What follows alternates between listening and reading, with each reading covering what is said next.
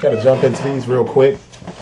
Definitely don't think anybody's bootlegging these, but if you've never seen them before, and I've never put these on the channel, and it's good to actually have a different shoe. So we're just going to look at everything and just go through it real quick and then move on to the next shoe. So a couple of Pumas here. It's not a bad deal. So the box, and you see it's a nice kind of sturdy box, but it creases pretty bad and you'll get these kind of edge burns, I guess that's what I want to call them right now, and you also get a little bit of a depression on the side here, but this one is in pretty good shape. So when you get your box, you can take a look at it, make sure everything looks the same. The label, I'm going to move that up and see if we can stay in focus. There we go. So that's the label. So if you guys are wondering what it looks like, it's very basic, man. I mean, if this was a case of bootlegging, it's extremely easy to bootleg this, man. This is just a regular printout on a gloss piece of paper. But it's the Clyde Court Red Blast. Style code is 191-71502. And this is a US 8.5, which the UK size is first on the Puma boxes. Men's. The UPC for the 8.5 US is 192-340-347-713. Actually, sorry about that. Because it's not like a Nike where they have an extra 2 digits, I read that the wrong way. So here we go again, 192-340-347-133. Boom.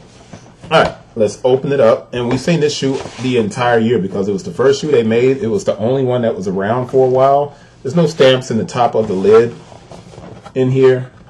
But there is a small sticker down here at the end. And it just says 7. And that's their QC sticker. So they have a very basic QC sticker. I'm going to take both shoes out and you'll see a big sale tag on it. These are on sale in almost every location. It's been a while. The tissue paper is just a regular kind of white tissue paper. And there's nothing on the inside of the box here except for a desiccant pack.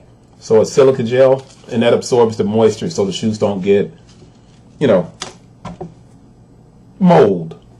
And remember that the Puma, just like the Adidas, they're both using the BASF cushioning material. So what Adidas calls Boost, Puma calls energy beads.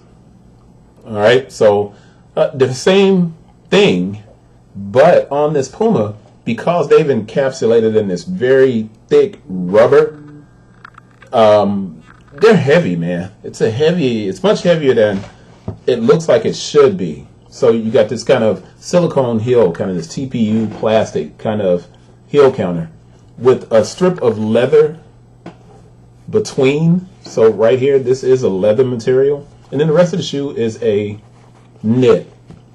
So it's got this sock-like fit, which I wouldn't recommend wearing it without socks. But like I said in the previous video, if you look in here, you can kind of see this pocket. That layer of foam acts as basically it prevents the shoestrings from sitting on top of your instep. That's not a bad design at all. And we do have that 1973 at the back. But there's nothing really unique or different about the shoe. There are no really style cues to kind of pick up on. And maybe they want to kind of fix that as they go forward with the basketball line. There has to be something that's really a distinguishing factor for the shoes to stand out. At the heel, you probably can't see it very well, but on that translucent part, it says Clyde on the back, and that's pretty cool. I'm looking inside. It's made in Vietnam. There are no dates, but you do have the UPC code on the inside, so if you had to check it against your box to make sure everything was good to go, you'd be okay. The art number is 191-71502, which is your style number, so that's on here as well. And then there's a separate digit and separate number, but it's really long, and I'm not going to read that. But the barcode is on the inside of the shoe, and that's a good thing. So you probably can't see it like that anyway. There it is. But that's it. Let's do a 360 and wrap this one up, man. It's nice to have these Puma come in.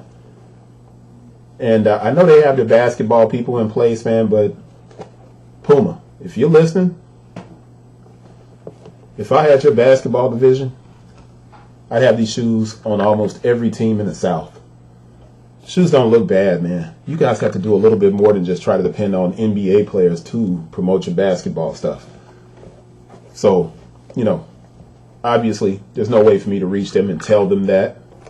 But I'm just saying, these are much better than my basketball shoes were that I made. And I sold 1,200 pair of mine all alone by myself. I could sell these joints, and they wouldn't have to get dropped down to $34.99 for me to do it.